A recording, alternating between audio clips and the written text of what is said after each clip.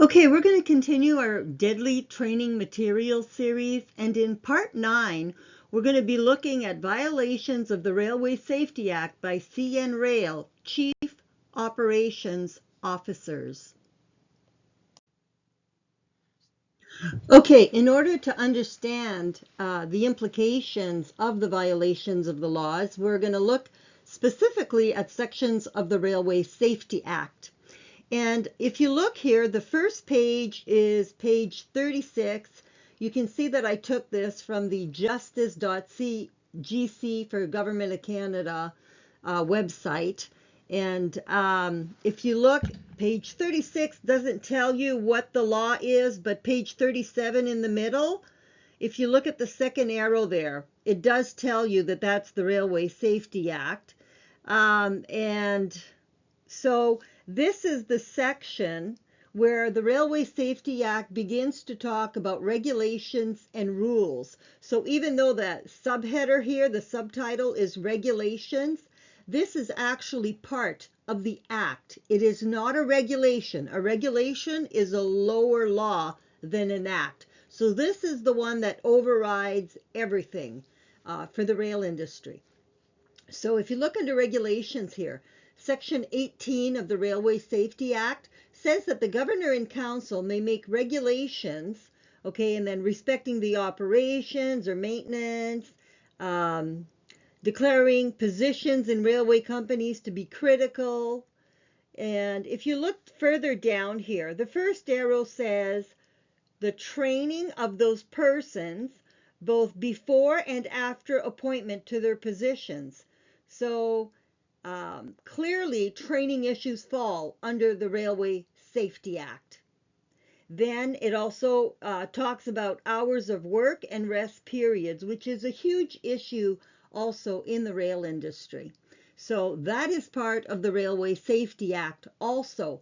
Even though they have specific, lower level laws like regulations or rules, anything that falls under the Act, that's a higher level law, and that would override lower level laws like regulations and rules.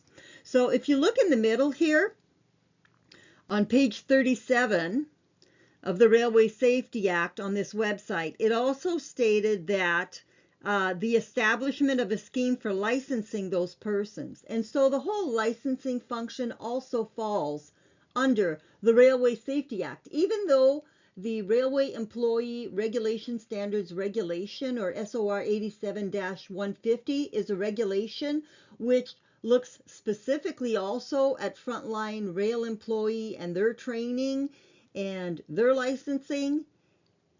The Railway Safety Act also looks into the issues of licensing and has jurisdiction over that. So if there's a contradiction in laws or what's out there, rules, regulations, laws, whatever, the Act will always override anything that contradicts in lower level laws. So again, here at the bottom it says, the governor and council may make regulations respecting the security of railway transportation. Now, here's the critical issue here, okay? Where in sections, actually, I don't have section 19 up here, but sections 18 and 19 talk about the governor and council or the minister initiating changes, as was done in the case when the Mackyard incident happened in 2007, and then Minister of Transportation, I think it was actually a guy by the name of Lawrence Cannon, not John Baird. I had stated John Baird was minister at the time. He wasn't. It was a different minister of transportation. But then he would leave and John Baird would be the one overseeing the rest of that project to supposedly overhaul the first attempt to overhaul the Railway Employee Qualification Standards Regulation, which was, again, in my opinion, a complete public scam, and we're going to get into that. But anyways, the governor and council or the minister may order changes to training programs. But if you look here, the third snippet or the third page here shows section 20 of the Railway Safety Act. And it says that a company shall file with the minister for approval any rules in respect with any matter referred to in subsections 18.1, which would include the training of employees, or 2.1, that it proposes to formulate or revise on its own initiative. So whereas regulations, the section in the Railway Safety Act pertaining to sections 18 and 19 talk about something that is initiated by the minister or the governor and council, section 20 clearly shows that changes to training programs can also be initiated by a rail carrier. It doesn't have to wait for the minister to initiate it, as was the case after the Mackyard incident. But then if you look into it, it says rules are to be accompanied by a notice, and so they must set out the reasons why the company proposes to formulate or revise the rules and identify any relevant associations or organizations or any railway company that objects on grounds of safety and so on. So there's a whole procedure again for something that is initiated as a change to railway employee training programs, where that change is initiated by the rail carrier itself rather than by the government or one of its agencies or groups such as the governor and council. Okay, so if we continue here again, I just copied that section 20 of the Railway Safety Act onto this page. And then the reason I did that was because, again, now we're going to look at the provisions for, or the requirements when a change to training programs is initiated by a railway company. So it says here in the middle section that there's application of certain provisions, and then it says sections 19.4 to 5.1 would apply, and also 10 and 11, which I'll cover later on. So what I have here in the pages, the last two snippets would be sections 4 and all the way down to 5.1. So all of these things would still apply when a change is initiated by a rail carrier as opposed to the Minister of Transportation when it comes to frontline railway employee training programs. And so again, you can see here, consideration of the rules, that the minister is going to have to consider the rules. And then if you look under point A, 4A says that the minister approves those rules either absolutely or any terms and conditions that are specified in the notice, or if the minister is not satisfied, then he must tell them why he's not satisfied. So they can request an amendment, and in the case of a railway company, each relevant association or organization that's likely to be affected is supposed to have, been consulted again as to those proposed changes. So the union would have to get involved and give their input. And then there's a provision for amendments, and that the minister can seek advice from people in the industry. And then the effective date says, again, the rules approved by the minister under this subsection come into force on the day specified by the minister, but if they replace any regulations, they may not come into force earlier than the day on which the regulations are repealed. And so if you have a rule or a new regulation that takes over an old regulation, the old must be first repealed before the new can go into effect.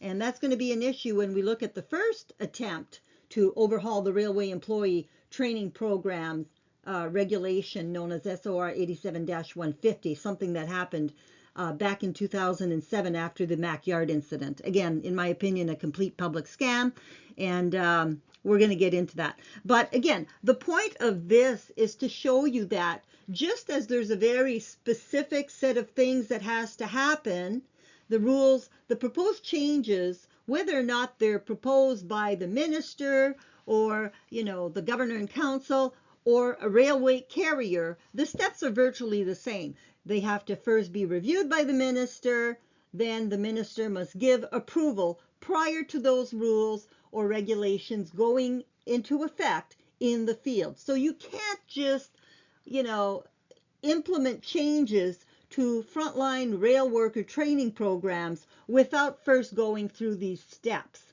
So that's why when we get into more of these issues, you're going to see that it very much appears that chief operations officers at CN Rail were absolutely violating the law, not only in matters pertaining to the death of conductor trainee Jason Clooney, but much, much earlier than that. And I think we can argue back to 2007.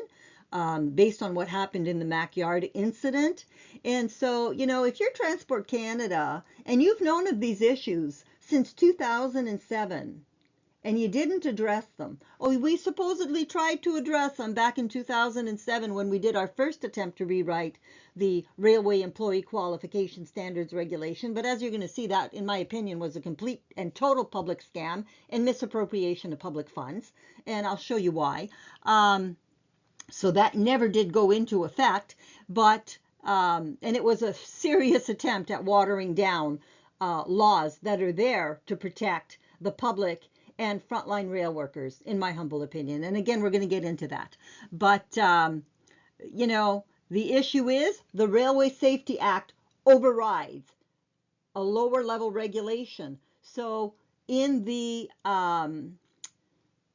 Railway Employee Qualification Standards Regulation, if you look at that section 19, it only says that within 90 days of implementing a change, excuse me, that the rail carrier must file with Transport Canada the changes that they've implemented. So that makes that section in that regulation makes it sound as though they don't need to have the changes in the field training programs first approved by Transport Canada.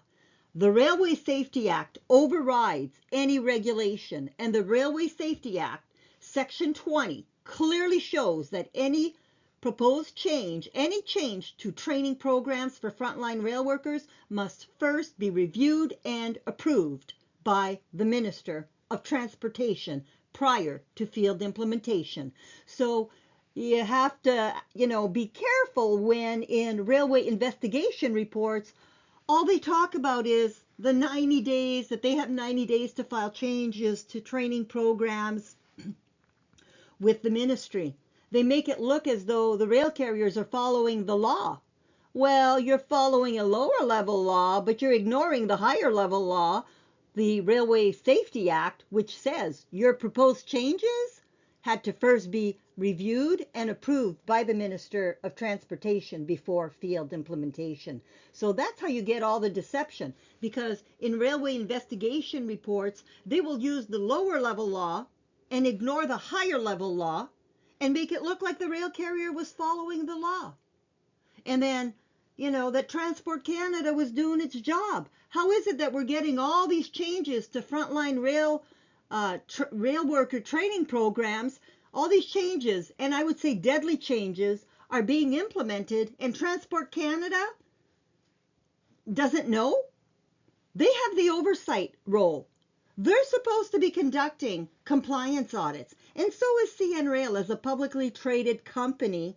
Those rail executives attest to the fact that they are operating in compliance with all laws under which they must operate, and they must attest to that in their financial statements. Well, compliance audits are not just accounting audits.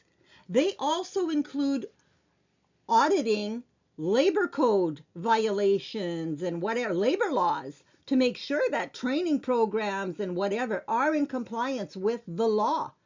And so if you're supposed to be getting, 15 rail yard tours before you're qualified, along with 30 line tours, but you didn't get any yard tours, and you only had line tours and you were qualified, or if you were qualified by somebody who really should not have been qualifying you because they themselves had just been qualified and they were still on probation and subject to dismissal themselves. There's all these types of issues where, these changes to training programs were implemented and they weren't in compliance with the law because the changes look like they've never been approved by the Minister of Transportation, as the Railway Safety Act clearly required. Okay, here is just the continuation here for Section 20 of the Railway Safety Act, which speaks about changes, proposed changes to frontline training programs, which are initiated by a rail carrier. Again, the steps that they have to follow.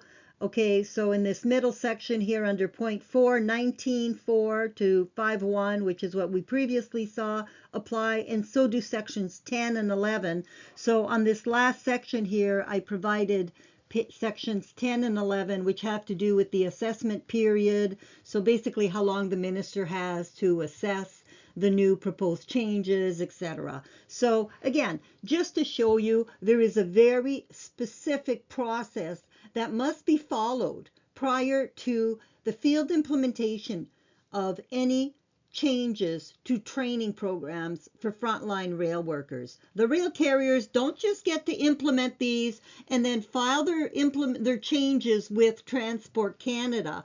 As we are led to believe, if you only look at the Railway Employee Qualification Standards Regulation, or SOR 87-150, Section 19. But the Railway Safety Act overrides that lower regulation and clearly shows that proposed changes don't just get filed within 90 days of implementation.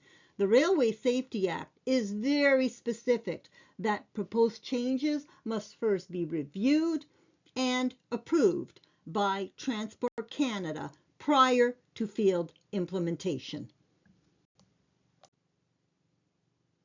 Okay, so what we have to ask is, did VP of Operations at CN Rail, be that Keith Creel and or Jim Venna, who was Chief Operations Officer when conductor trainee Jason Clooney was killed, did they follow the Railway Safety Act, sections 18, 19, and 20, in matters pertaining to changes to frontline rail worker training programs? Or was the Railway Safety Act violated by the CN Rail COOs over and over and over again? And given the Mackyard incident of 2007, why would that ever have been allowed by CN Rail and its legal team? They clearly knew that they had problems with, what I call fake qualifications of frontline rail workers back in 2007 as a result of the Mackyard incident of September 2007. Mackyard is a huge CN rail yard outside of Toronto. It's one of their largest yards. So, if you look at the issues that were raised, and the arrows here at the top show that I took this. This is from the Transportation Safety Board Railway Investigation Report into the death of conductor trainee Jason Clooney. And that happened when Jim Venna was Chief Operations Officer. That man is now the Union Pacific CEO in the U.S. There's a lot of changes here. And there's a lot of changes that were also discussed pertaining to the Mackyard incident. That would have been under Keith Creel. He is the CEO of CPKC, another massive rail carrier in the U.S. And so, you have to ask yourself, should these guys be in boardrooms or maybe in courtrooms for having so violated the Railway Safety Act? That's my humble opinion. In my opinion, they belong in courtrooms. Let's look at some of the changes that were raised by the Transportation Safety Board in the accident report pertaining to Jason Clooney's death. This was a report called R13W0260. If you type that in, R13W0260, in any search engine, that'll come up. And I think this was on page 12 of this report, where they go into the changes that happen to the training program. So if you look at the arrows here, the first one at the top left says a Transportation Safety Board review of CN's present accelerated conductor training program revealed the following. So this is what was going on. It said the initial 2 weeks of observation trips with a qualified conductor have been cut out.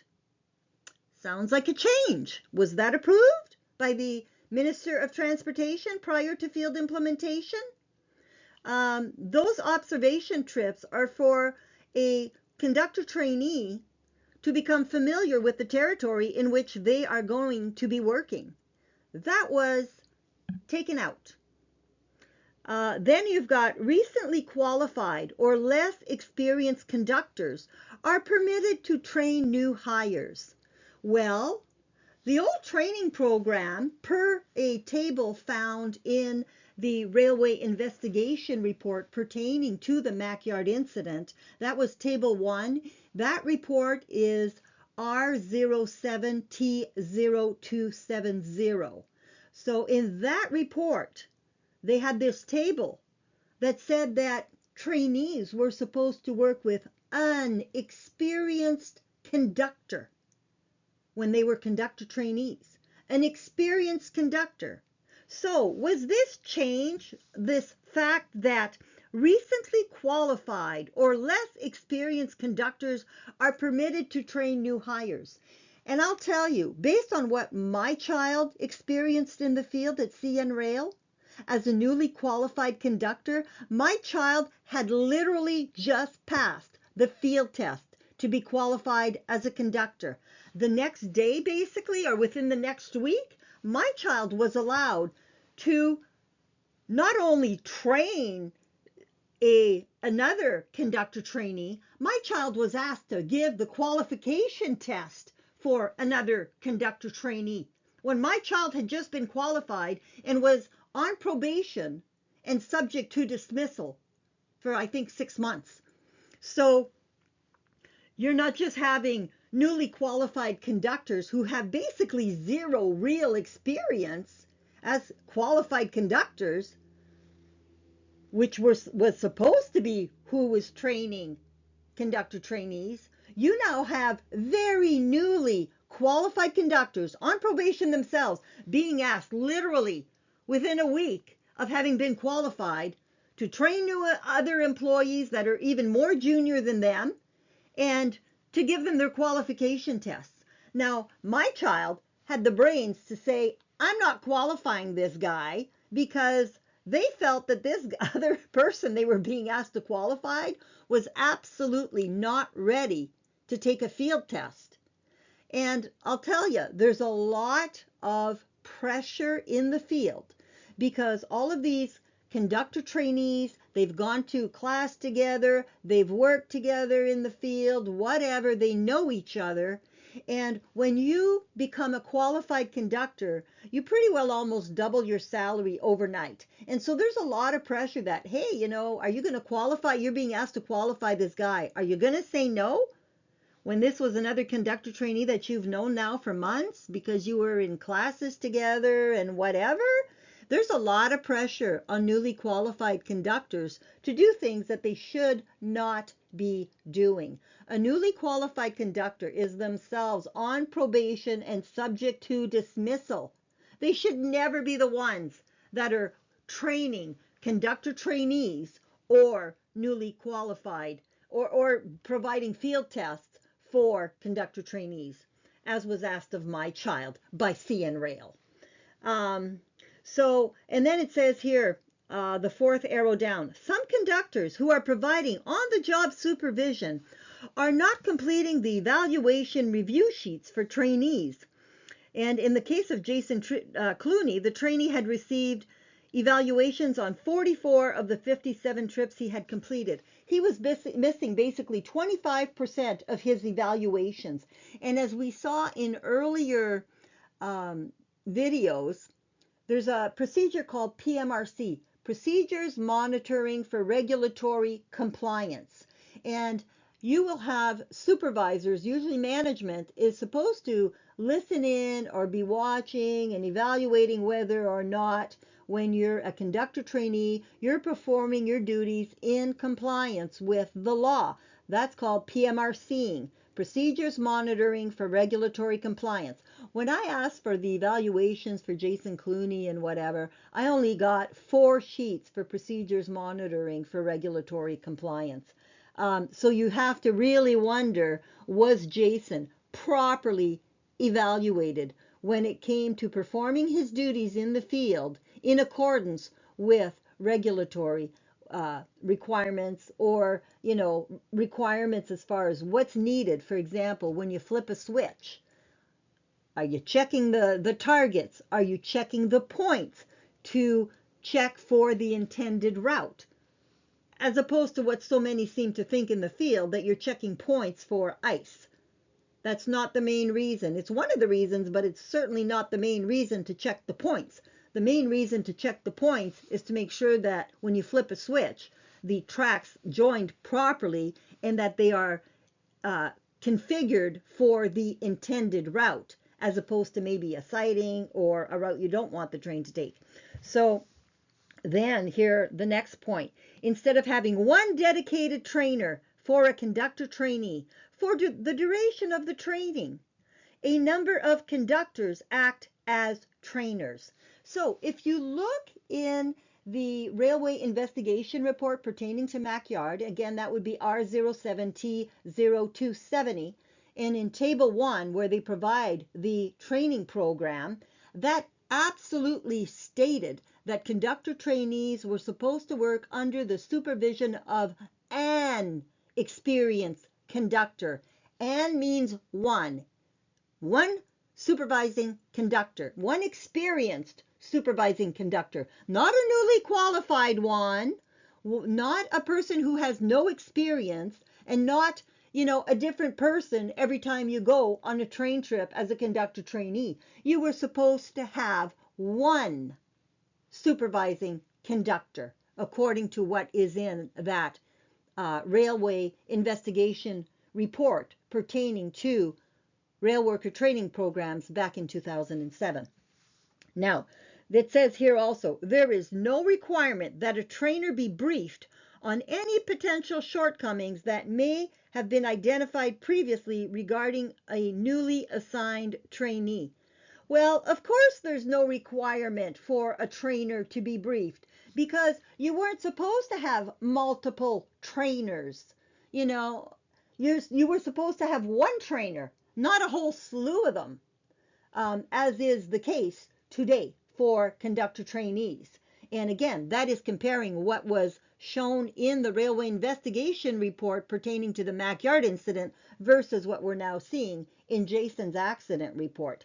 So if you were supposed to have one trainer, of course you would not need all trainers to be communicating with one another to identify shortcomings, because the one trainer, which is the way the program was intended, would know. That's his conductor trainee. He would know the shortcomings. There were no other trainers to consult with. Now, you could make an argument that, okay, maybe you want more than one trainer, because what if you end up with a lousy trainer? Or somebody that just doesn't care to have conductor trainees along, and maybe they don't put in the work that they should in matters pertaining to the proper training of a conductor trainee. So yes, I could see that there could be advantages to having more than one trainer, but there needs to be steps in place if you're going to do that, so that trainers can talk to one another and, yes, identify shortcomings or areas that still need to be worked on for that conductor trainee. Because in the case of conductor trainee Jason Clooney, there were definitely evaluations that showed that he had problems with working independently and with switching operations. And so that was on his evaluations, but those evaluations were not shared from one supervising conductor to the next. And so, the next supervising conductor takes over this conductor trainee and has no clue. If you've got a conductor trainee that's got he had 57 trips. He was on his 58th trip prior to when he died. If you've got a conductor trainee on his 58th of 60 trips, that were supposedly required to be a qualified conductor, you would think that, shortcomings with switching operations and working independently would have been addressed by that time. But that was clearly not the case because there had been zero communication among trainers for this conductor trainee, and I would argue all conductor trainees. So again, were these changes that we're discussing here properly filed with Transport Canada for review and approval prior to field implementation? I have a hard time believing that Transport Canada would have said it's okay for a newly qualified conductor who is still on probation to give field tests to an even more junior conductor trainee. So, and actually, I had requested all these changes. I had requested from Transport Canada, and the Government of Canada did CN Rail file in accordance with the Railway Safety Act, sections 18, 19, and 20. Did they file any proposed changes to frontline rail worker training programs with Transport Canada for approval prior to field implementation? Or did they just implement them in the field and Transport Canada, like with so much else, would just turn a blind eye to the fact that the Railway Safety Act was being violated over and over and over and over again? And when I requested this, they would not respond to this request. I seriously doubt that Transport Canada completely dropped the ball as more and more and more changes were being implemented in the field. And again, dangerous changes with zero oversight by Transport Canada.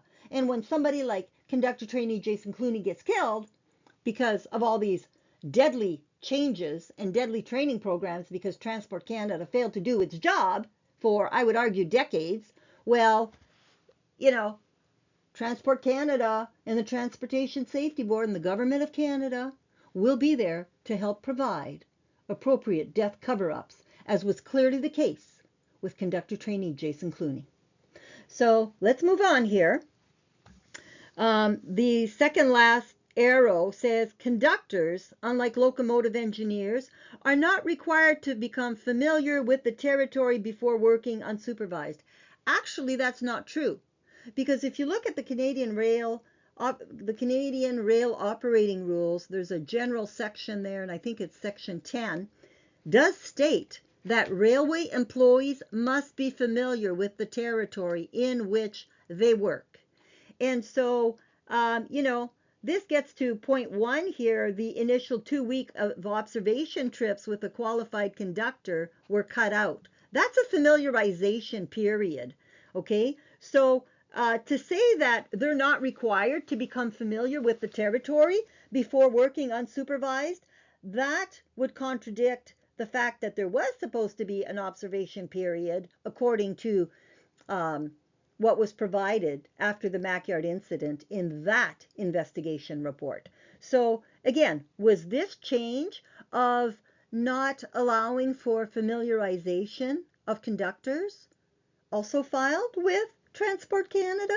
This is a huge issue, not only for field trips, but especially for yards. There are employees being killed because they're not familiar enough with the yard. There was one guy killed, I think, was it CN or CP? It doesn't matter which one, but they were using a very remote, rarely used part of the yard. And this conductor was hanging on the back of a rail, was hanging on the side of a rail car. And there was snow on the tracks, and it looked like the train was going to keep going straight. But then there was a switch, and the train ended up taking a siding where there was another movement that had been parked there, a train or a partial train.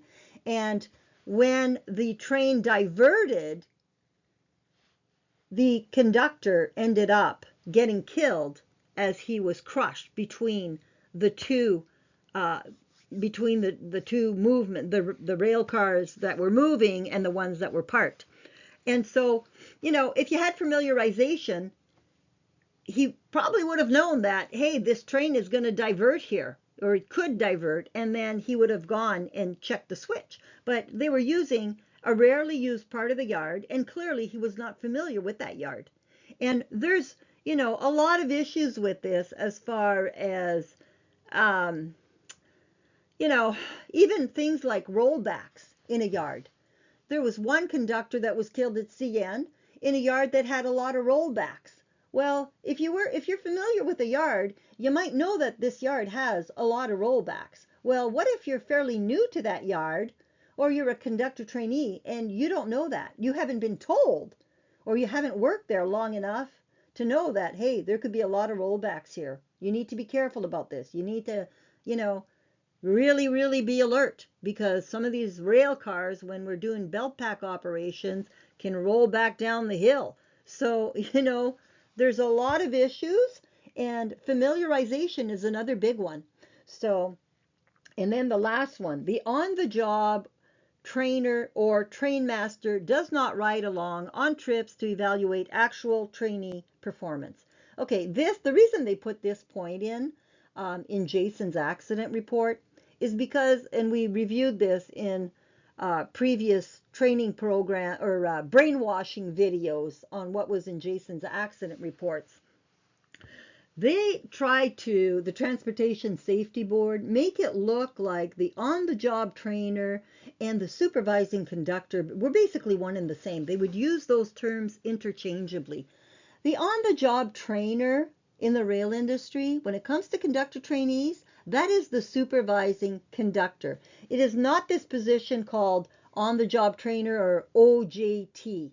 And that is very much evidenced by the fact that when conductor trainee Jason Clooney was killed, there were 3 witnesses that were on the scene with him that day. There was the supervising conductor, there was a pilot locomotive engineer, and there was a locomotive engineer who was new to the territory, who was being familiarized with the territory that day. So there were 3 other crew members. When Jason was killed, those 3 witness statements were all taken the day after Jason was killed. The witness statement for the OJT was taken I think it was 214 days after Jason had been killed. And that was because, the Transportation Safety Board and Transport Canada and the Government of Canada needed to come up with a good way to try and confuse the public and deceive the public. And by adding the OJT is a guy, he barely saw Jason in, the rail yard or whatever. He said that all his job was, as far as Jason, was to do work assignments, to assign him to a trainer. And so he did not provide on-the-job training for a conductor trainee out in the field. And so when they're saying this is just another deception. The on-the-job trainer or train master does not ride along on trips to evaluate actual training performance. The on-the-job trainer, first of all, that would be a union position, and the train master would be a management position. The train master is basically in the yard overseeing rail operations. They're not going to be on the train, on the line, riding with a conductor trainee. Not happening. So this is a total bogus bullet point that they put in here, but they put it in here because of what I call the made to fit definition of the on-the-job trainer that they were using interchangeably in Jason's accident report, as if this guy was the supervising conductor, and he most definitely was not. So again, just the deception. But if CN Rail had properly filed all of these conductor trainee program changes in accordance with the Railway Safety Act, would the Transportation Safety Board death investigation report in matters pertaining to the death of conductor trainee Jason Clooney, namely R13W0260, not have included these in CN Rail's CN's present accelerated conductor training program section, as provided in the section prior to this one in this same railway investigation report? So this section is a separate section from that section known as CN's present accelerated conductor training program. These were all changes to that training program. So given that this was not the case, and this is a separate section, Okay, and instead these changes are clearly listed as what appear to be changes to CN's conductor training program. Well, as such, all of these program changes were likely done in violation of the Railway Safety Act by CN's Chief Operations Officer. Now, whether or not these happened after Keith Creel left CN Rail, um, I don't know, because he left in February of 2013. Jason was killed in November 2013 when Jim Venna was the COO. But Keith Creel was clearly there in 2007 when they had the Mackyard incident, and there were tons of program changes there that appeared to have not been um, filed with Transport Canada either, as far as the Mackyard incident. But I suspect that all these probably, you know, did these all happen in a, um, a 10 or a 9-month period from the time that Creel left CN Rail to the time that Jason was killed? Did these changes all happen under Jim Venna, who's now CEO at Union Pacific, or did some of these changes happen also under Keith Creel at CN Rail? So who violated the law? We know Keith Creel had to have violated some laws based on the Mackyard incident, that he would have overseen those changes. And Jim Venna most definitely would have been, responsible for the training program at the time of Jason's death, but only going back like for 9 months or so. Before that, it would have been Creel. So when were these changes actually implemented in the field? That's the question. Who is violating the Railway Safety Act when it comes to each and every one of these bullet points? Was it Creel? Was it Venna? Was it both? That's what we need to know.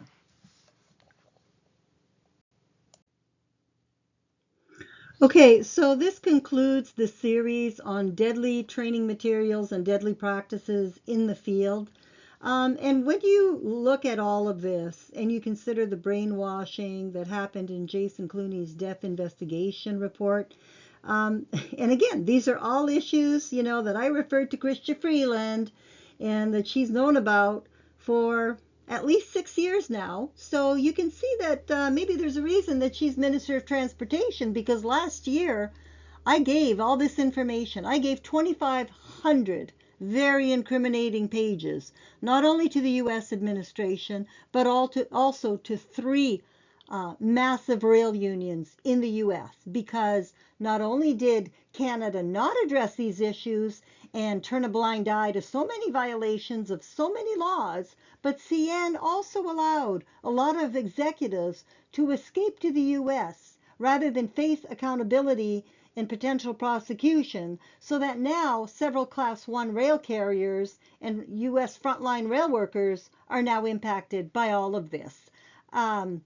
So, again, how would you like to be a frontline rail worker in the U.S., knowing that the people who are at the very top of your company may belong not in your boardrooms, but in courtrooms?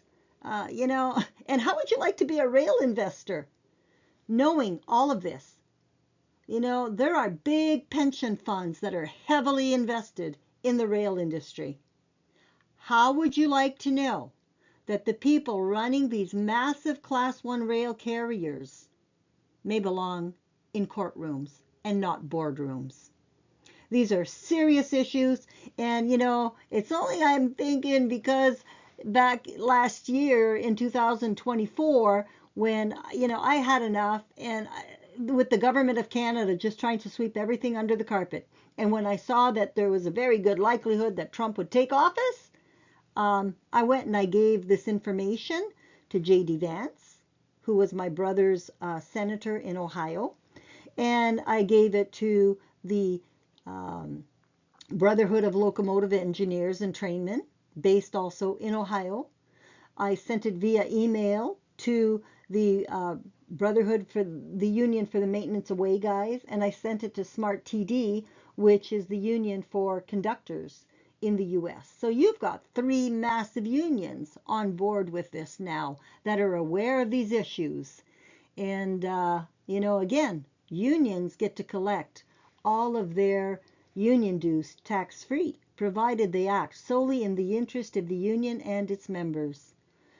Can they possibly turn a blind eye to all these issues when it comes to who is heading U.S. rail carriers now? Who's in key roles like chief operations officers or whatever? I don't think so. They must act in the best interest of frontline rail workers. And so these issues need to be addressed. And so I think there's a very good reason that Chrystia Freeland is now the Minister of Transportation. Because as she now tries to overhaul the Railway Employee Qualification Standards Regulation, the Government of Canada didn't overhaul frontline training programs for 38 years. Oh, but now all of a sudden it's a priority for the Minister of Transportation? And now all of a sudden the person who's the new clerk of the Privy Council used to be a key rail executive at CN Rail, a man by the name of Michael Sabia. He's now clerk of the Privy Council? And the Transportation Safety Board of Canada reports directly into the Privy Council. So, there's a lot of issues, folks, and there's a lot of stuff going on in the background, and it's not for no reason.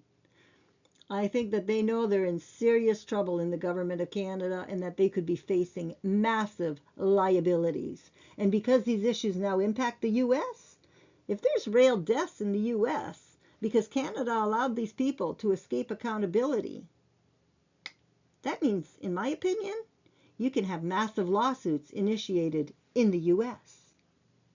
And, in Canada, punitive damages are nothing. In the U.S., punitive damages can be massive. And so the Government of Canada could be facing massive liabilities over all of this because they know the gig's up, they've been caught, it's been documented, and now we're going to be forcing change in this industry.